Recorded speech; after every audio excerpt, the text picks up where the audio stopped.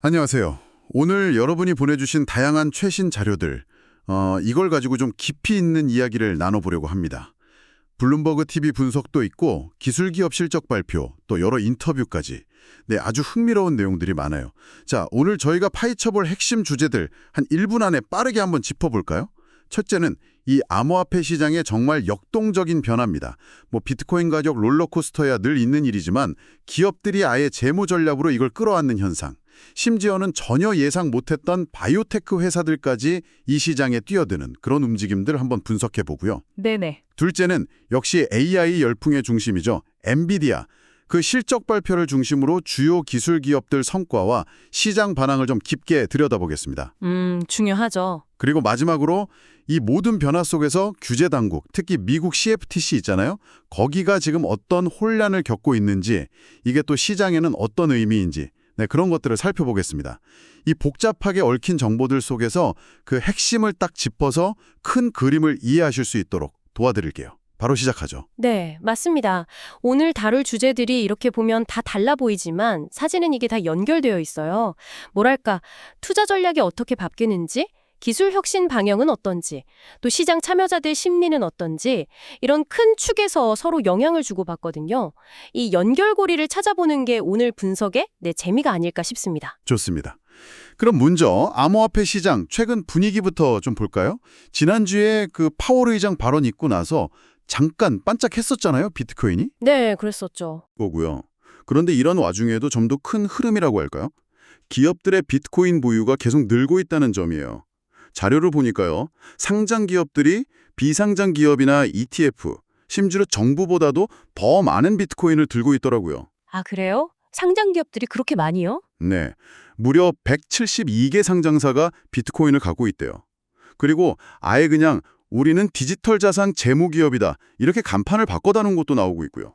허. 근데 또 이렇게 기관들이 막 들어오는 게 이게 오히려 거품 아니냐 이런 우려도 있잖아요. 네, 그런 시각도 있죠. 지난주에 마이크 노보그라치 인터뷰 보니까 그가 암호화폐 기업들 가치가 좀 고평가된 거 아니냐 이렇게 지적하면서도 결국 중요한 건 효율적인 성장하고 수익 구조다 이렇게 강조했던 게 기억나네요. 아, 그거 중요한 지적입니다. 이제 기업들이 암호화폐를 단순히 사서 그냥 묻어두는 게 아니에요.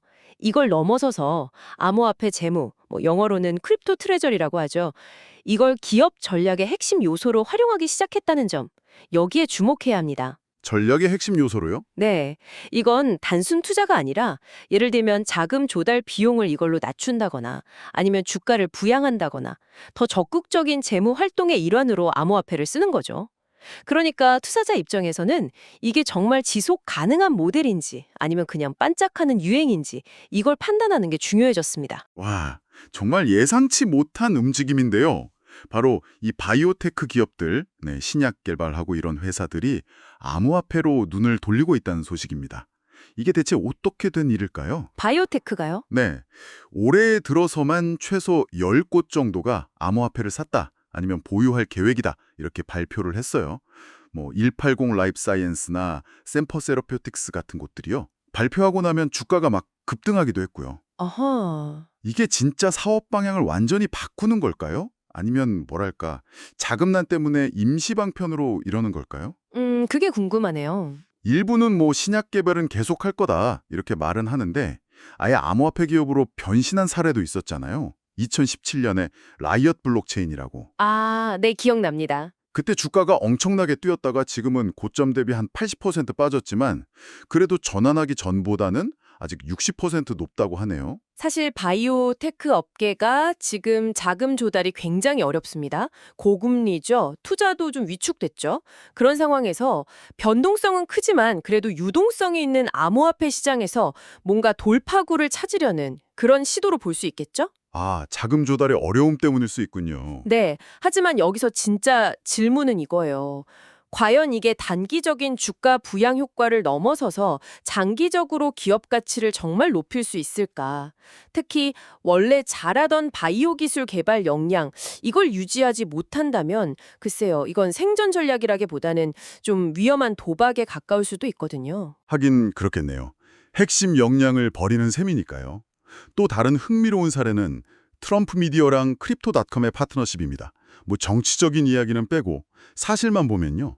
트럼프 미디어랑 관련된 스펙 있죠. 그 블랭크 체크 회사가 크립토닷컴이랑 손을 잡았어요.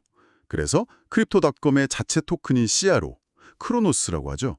이걸 대량으로 보유하는 암호화폐 재무회사를 만들 계획이라는 겁니다. 네, CRO를 대량으로요. 네, 전체 발행량의 19%나 된다고 하니 이거 엄청난 규모죠.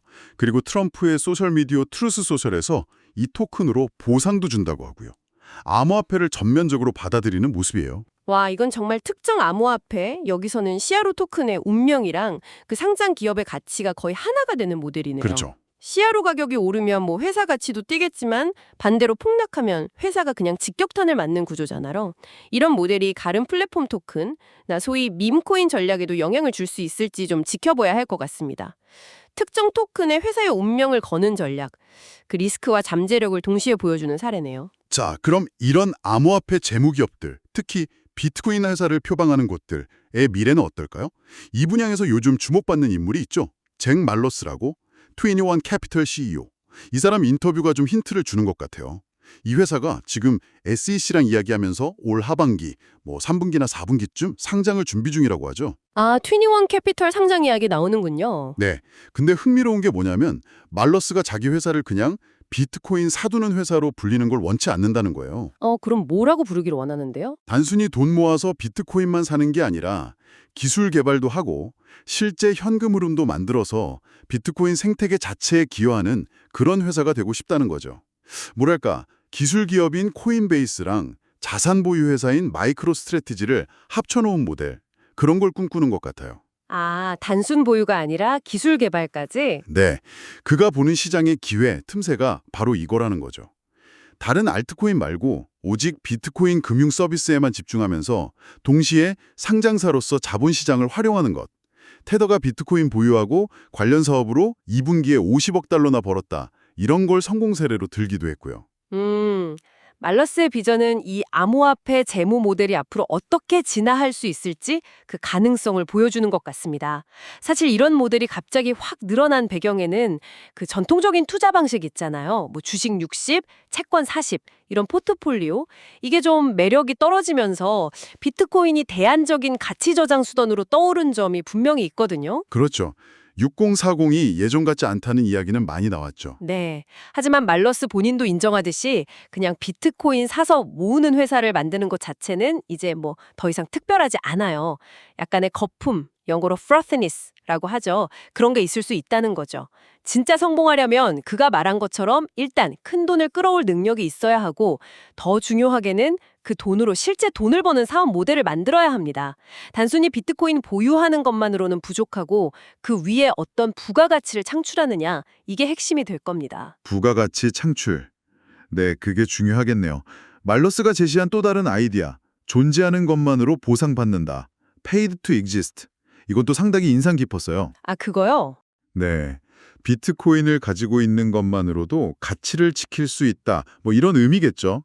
법정 화폐 가치는 계속 떨어지는데 우리가 힘들여 번 돈을 달러가 아니라 비트코인으로 저장하는 게 미래를 위해서 더 나은 선택일 수 있다. 뭐 이런 주장인 것 같아요. 매일 당신이 만드는 가치를 어떻게 지킬 것인가? 이런 질문을 던지는 거죠. 네, 그렇죠. 화폐 가치 하락에 대한 불안감이 커지는 상황에서 비트코인의 가치 저장 기능을 강조하는 상당히 설득력 있는 주장입니다. 매력적인 개념이에요. 하지만 현실에 적용하는 건 또 다른 문제죠. 당장 월급을 비트코인으로 받는다고 생각해 보세요. 그 엄청난 가격 변동성, 이걸 감당해야 하잖아요. 아, 그렇죠. 당장 다음 달 생활비가 반토막 날 수도 있으니. 네, 비트코인이 정말 안정적인 가치 저장 수단이 될 수 있을지에 대한 기대, 그리고 이 단기적인 변동성 리스크 사이에서 균형점을 찾아야 하는 숙제가 여전히 남아 있습니다. 와, 존재하는 것만으로 보상받는다. 정말 철학적인데요. 좋습니다. 잠시 숨을 좀 고르고요. 이번에는 기술 기업들 이야기로 넘어가 보죠. 특히 모두가 정말 숨죽이고 지켜봤던 엔비디아 실적. 어땠는지 다들 궁금하실 겁니다. 발표 전부터 기대감이 어마어마했잖아요. S&P 500 지수가 사상 최고치를 찍기도 했고요. 네, 시장의 관심이 정말 뜨거웠죠. 엔비디아 실적, 결론부터 말하면 정말 대단했습니다. 요약하면 매출이랑 핵심인 데이터 센터 쪽 매출이 둘 다 전년 대비 50% 넘게 확 뛰었어요. 시장 기대치에 거의 맞췄습니다. 50% 이상 증가라니 대단하네요. 네, 게이밍 매출도 좋았고요. 수익성도 여전히 훌륭하고 잉여 현금 흐름이라고 하죠. 이것도 분기에 130억 달러 넘게 벌어들였어요. 엄청난 현금 창출 능력입니다. 와. 그런데 말이죠. 주가는 오히려 시간 외 거래에서 좀 빠졌어요. 왜 그랬을까요? 아, 저도 그게 궁금했습니다. 실적은 좋은데 왜 빠졌을까? 핵심은 다음 분기 매출 전망치였던 것 같아요. 여전히 성장은 하겠지만 그 성장 속도가 시장에 폭발적인 기대에는 살짝 못 미쳤던 것 같습니다. 아, 기대치가 너무 높았던 거군요. 네, 그런 측면이 있고요. 또 중국 수출용 칩 H20 칩 판매가 2분기에는 없었다는 점도 언급됐어요. 물론 중국의 다른 고객한테 팔았다고는 하지만요. 하지만 젠슨왕 CEO는 여전히 자신감이 넘쳤습니다. 차세대 칩인 블랙웰에 대해서 세상이 기다려온 플랫폼이다. 경주는 이제 시작됐다. 이러면서 강한 기대를 내비쳤죠. 맞습니다. 실적 자체는 정말 나무랄 데 없이 훌륭했지만 말씀하신 대로 시장의 눈높이가 워낙 높았던 거죠. 이미 주가에 그 엄청난 기대가 다 반영되어 있었기 때문에 전망치가 그 기대를 압도하지 못하니까 실망 매물이 좀 나왔다고 볼 수 있습니다. 네, 압도하지 못했다는 표현이 정확하네요. 그리고 중국 관련 불확실성도 여전히 남아있고요. 결국 앞으로는 그 블랙웰 플랫폼, 이게 얼마나 빨리 그리고 얼마나 성공적으로 시장에 안착해서 실제 실적으로 이어지느냐, 이게 관건이 될 겁니다. 기대는 정말 최고조인데 이제는 그걸 증명해야 하는 시간이 온 거죠. 네, 블랙웰의 시간이군요. 엔비디아 외에도 여러 기업 실적이 나왔는데 여기서 좀 흥미로운 점은 AI 말고 다른 분야의 동향인 것 같아요. 데이터 클라우드 기업인 스노우플레이크는 실적이 아주 잘 나와서 주가가 시간 외에서 10%나 급등했고요. 오, 스노우플레이크 좋았군요. 네, 그리고 HP도 PC 시장이 좀 살아난다는 신호랑 같이 좋은 실적을 내서 주가가 꽤 올랐습니다. 한 6% 넘게요. 아, PC 시장 회복 신호가 있군요. 네. 반면에 스토리지 업체인 네뎁은 실적이 괜찮았는데도 주가는 오히려 하락했어요. 한 5, 6% 빠졌더라고요. 엇갈리네요. 소매 쪽도 좀 볼까요? 파이브빌로우나 콜스 같은 곳들은 실적도 좋고 전망도 긍정적이어서 주가가 크게 올랐습니다. 특히 콜스는 24%나 뛰었어요. 와, 24%요? 네, 대단하죠. 반면에 JM 스모커 같은 식품회사는 좀 부진했고요. 이 외에도 정말 많은 기업들의 실적이 엇갈렸습니다. 이 결과들을 이렇게 쭉 종합해 보면 몇 가지 흐름이 좀 보이는 것 같아요. 첫째는 역시 AI에 대한 기대는 여전히 하늘을 찌르지만 그 수혜가 모든 기술 기업에게 골고루 돌아가지는 않는다. 옥석 가리기가 진행 중인 거죠. 그렇죠. 다 같이 가는 건 아니죠.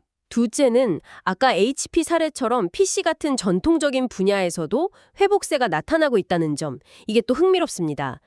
시장이 단순히 AI라는 하나의 테마에만 매몰된 게 아니라 다양한 영역에서 변화와 기회를 찾고 있다는 징조로 볼 수 있겠죠? 네, 다양한 영역에서의 변화 좋습니다.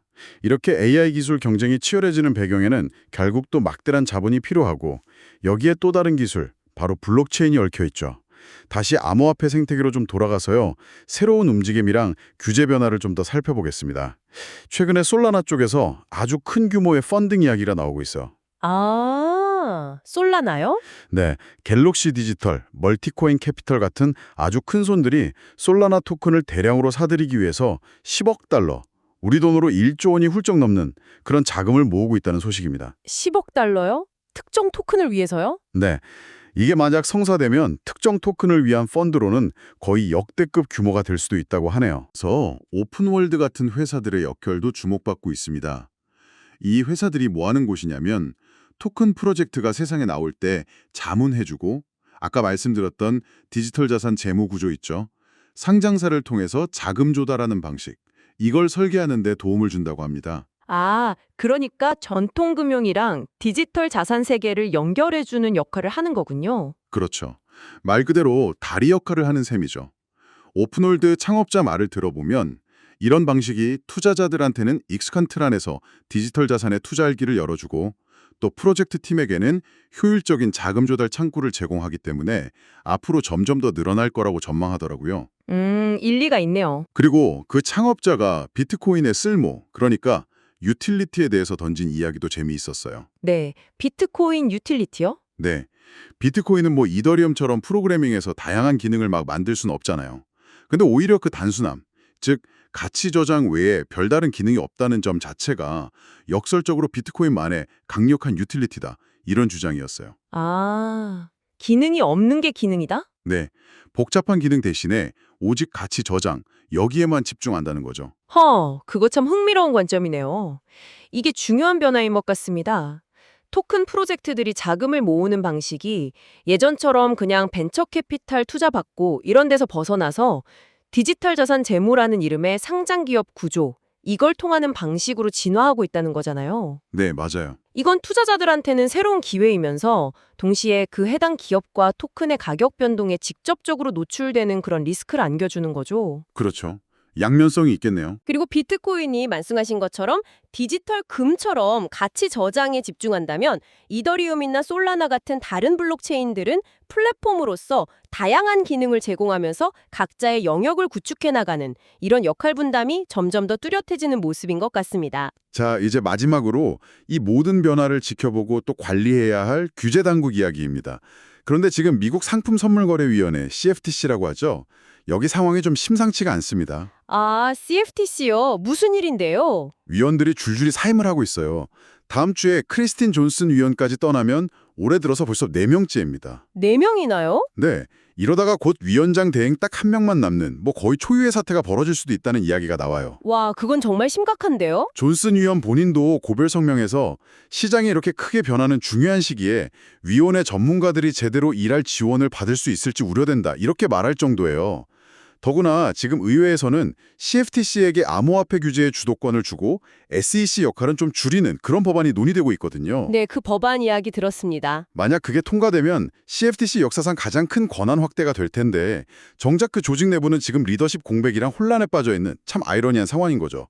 위원장 지명도 불투명하고요. 규제의 명확성은 시장 발전에 정말 필수적인데 지금 CFTC 상황은 그야말로 안개 속이네요. 그렇죠. 암호화폐 규제의 핵심 기관이 될 수도 있는 곳이 이렇게 리더십 부재와 내부 혼란을 겪고 있다는 건 시장에 상당한 불확실성을 안겨줍니다. 어떤 규제가 언제 어떻게 나올지 예측하기 어렵게 만들죠. 단기적으로는 시장 참여자들에게 불안 요인이 될 수밖에 없고 장기적으로는 미국의 암호화폐 규제 프레임워크 형성에 좀 차질을 빚을 수도 있습니다. 네, 오늘 정말 많은 이야기를 나눴습니다. 한번 정리해보면 암호화폐 시장에서는 기업들이 이제 재무 전략으로 이걸 아주 적극적으로 활용하고 있고 심지어 바이오테크 같은 예상 밖의 산업까지 뛰어들면서 새로운 국면을 맞고 있다는 점. 네, 역동적이었죠. 기술 분야에서는 AI 경쟁이 치열한 가운데 엔비디아가 여전히 건재함을 과시했지만 시장의 기대는 더 높아졌고 또 AI 외 다른 분야에서의 회복 신호도 감지됐다는 점. 맞습니다. 그리고 이 모든 것의 배경에는 불안정한 리더십 위기를 겪고 있는 규제 당국의 모습이 있었다는 것. 이렇게 요약할 수 있겠네요? 네, 맞습니다. 오늘 살펴본 현상들은 결국 다 서로 연결되어 있습니다. 시장은 끊임없이 새로운 가치를 찾아서 움직이고 있고 암호화폐의 재무나 바이오테크의 변신처럼요.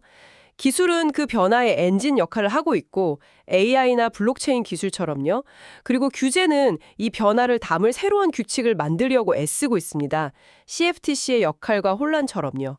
이 세 가지 축, 시장, 기술, 규제, 이게 앞으로 어떻게 상호작용하는지를 계속 주시하는 것이 흐름을 읽는 데 중요할 것 같습니다. 네, 시장, 기술, 규제. 이 세 축을 기억해야겠군요. 오늘 저희와 함께 이렇게 깊이 파고들어주신 여러분 정말 감사합니다. 마지막으로 한 가지 좀 생각해볼 거리를 던져드리면서 마무리하겠습니다. 기업들이 이제 암호화폐를 단순 보유 자산을 넘어서 재무 전략의 핵심으로 삼기 시작했습니다. 네, 그렇다면 개인 투자자로서 여러분의 장기적인 자산관리 계획에서 암호화폐는 어떤 자리를 차지해야 할까요? 여전히 그냥 변동성 큰 위험 자산일 뿐일까요? 아니면 잭 말러스의 주장처럼 미래를 위한 가치 저장 수단으로서 이제 진지하게 고려해 볼 만한 대상이 되었을까요? 한번 고민해 보시면 좋겠습니다. 저희는 다음 시간에 더 흥미로운 분석으로 찾아뵙겠습니다. 감사합니다. 감사합니다.